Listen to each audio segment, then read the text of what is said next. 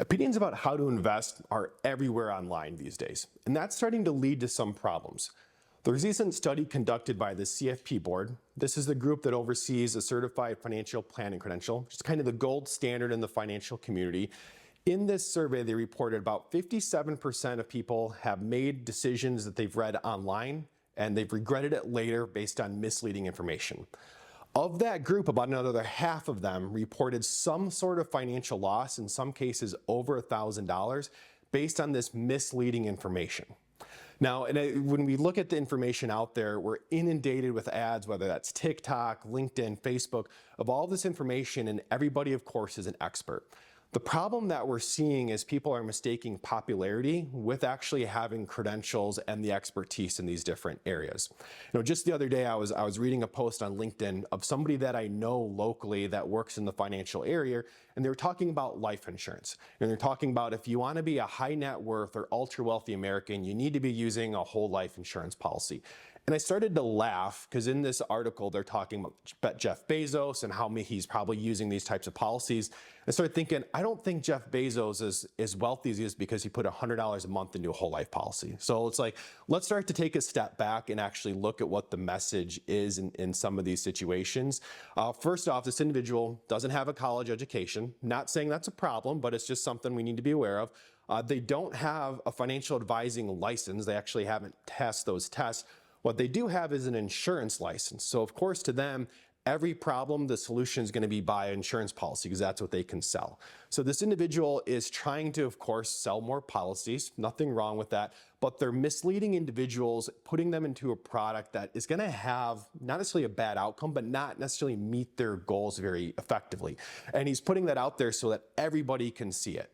Another scenario, I met with someone recently that they've been a viewer of the show. They're big on Dave Ramsey. They're coming in and they want to buy mutual funds. They're younger, they're starting out saving.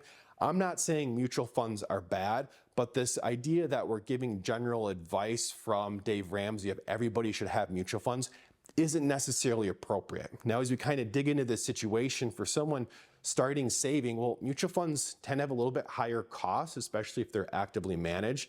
They tend to have higher ticket charges depending on what platform you're buying them on. And then thirdly, if you're owning it in an after-tax position, you might have some phantom income or gains, sort of uncontrollable tax impact. For that individual, we probably want to think about more of a passive, cheaper investment approach just to get those assets working for us as much as we can.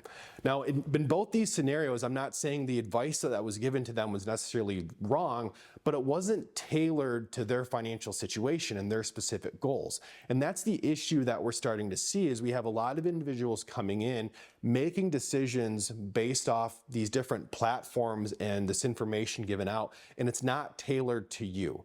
So we want to take a step back and we need to be thinking about, okay, let's meet with someone that's actually a licensed advisor that can sell us multiple different types of products, that maybe they're a certified financial planner like myself, or they have a tax team like we have here at Centennial Wealth Advisory, so that we can look at all of the pros and cons of how these different products work, how these different strategies work, but more importantly, work with you to start to develop that overall financial plan. Because what we want to start to avoid is taking just pieces of all of this information out there and trying to put it together ourselves and not fully understanding what can happen to these policies long term. Like in that whole life policy example, if someone starts that policy up, they're going to be committed to that for a long period of time. If they try to cancel that early, they might lose all of the money that they've put into that. So some of these decisions around like pension, Social Security, life insurance, they're somewhat irrevocable. We need to make sure we have an expert that's helping us make those decisions, not just pulling data from different sources and quoting it, trying to say that's what Jeff Bezos do, because let's be honest, he's not buying a whole life policy. His situation's a little bit more complex than that. But the point is again, we mistake popularity with actually having competence in the financial world.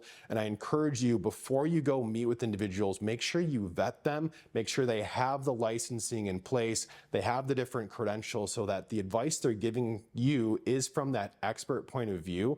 And if you don't know where to start with that, I encourage you, we always offer on the show, come in for a complimentary meeting. We're happy to sit down with you, review what you're doing, review what you're being told, and make sure it actually does align with your goals and your values to make sure we're not part of that percentage where we're regretting this in 1 year from now.